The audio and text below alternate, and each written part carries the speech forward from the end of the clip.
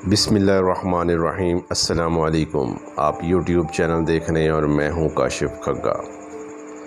حضرت عبداللہ بن عباس رضی اللہ تعالیٰ عنہ سے روایت ہے کہ آدم علیہ السلام کے ہاں جوڑے پیدا ہوتے تھے اور ہر جوڑے کی شادی دوسرے جوڑے کے ساتھ کر دی جاتی تھی۔ قابیل اور اس کی بہن صبح پیدا ہوئیں اور حابیل اور اس کی بہن شام کو پیدا ہوئیں۔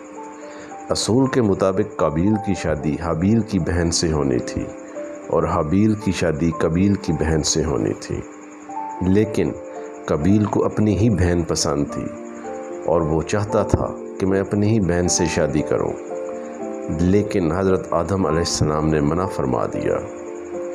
اس بات کو قابیل نے رد کر دیا۔ اب اس کا فیصلہ ایک قربانی سے مشروط ہو گیا۔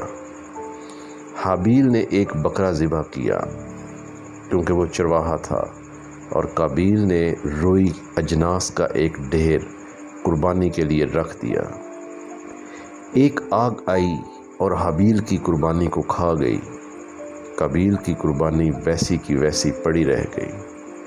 اس پر قابیل کو بہت غصہ آیا اور اس نے حابیل سے کہا کہ میں تمہیں مار دوں گا تاکہ تم میری بہن سے شادی نہ کر سکے۔ حابیل نے کہا کہ غصہ مت کرو، قربانی تو متقیوں کی قبول ہوتی ہے۔ ایک حدیث میں ہے کہ جب قربانی ہو رہی تھی تو حضرت آدم علیہ السلام وہاں موجود تھے اور ان کی قربانی کی مقبولیت کی دعا مانگ رہے تھے۔ جب قابیل کی قربانی قبول نہ ہوئی تو وہ غصے سے کہا کہ ابا جان، آپ نے حابیل کے لیے دعا کی اور اس کی قربانی قبول ہو گئی، لیکن میرے لیے آپ نے دعا نہیں کی۔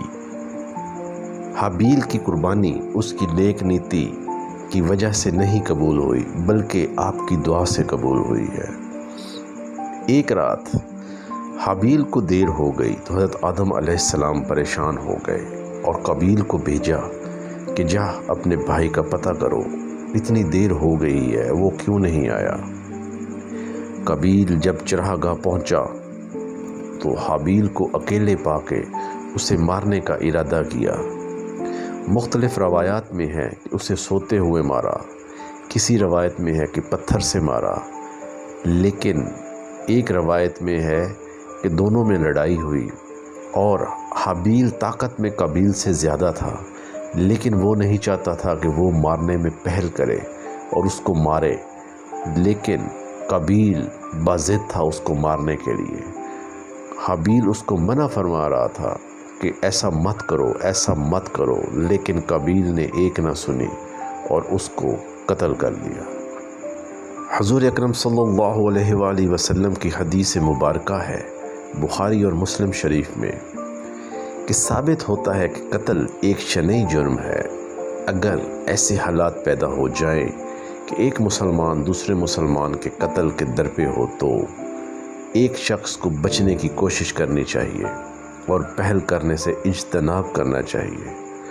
آپ صلی اللہ علیہ وآلہ وسلم نے فرمایا کہ جب دو مسلمان تلواریں سونت کر ایک دوسرے کے مقابلے میں آ جاتے ہیں تو قاتل اور مقتول دونوں جہنم کا ایندھن بنتے ہیں۔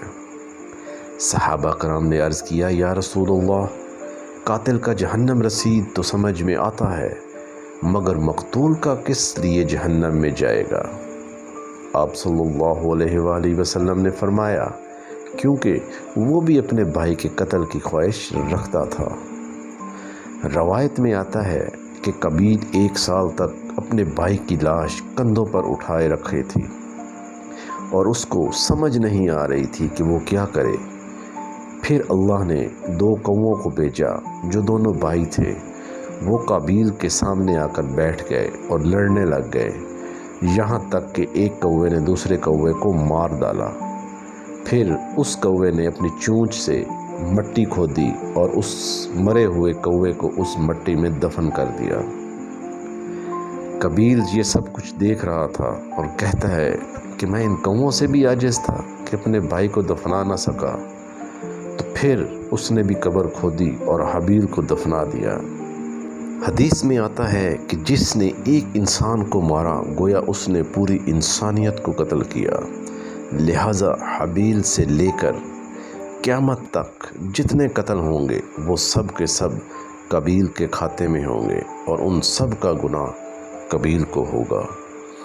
اللہ تعالی ہمیں ایسے کبیرہ گناہ سے بچنے کی توفیق عطا فرمائے، اور جب ہمارا آخری وقت ہو تو موت ایمان پہ ہو اور زبان پر صرف ایک کلمہ ہو، لا الہ الا اللہ محمد الرسول اللہ۔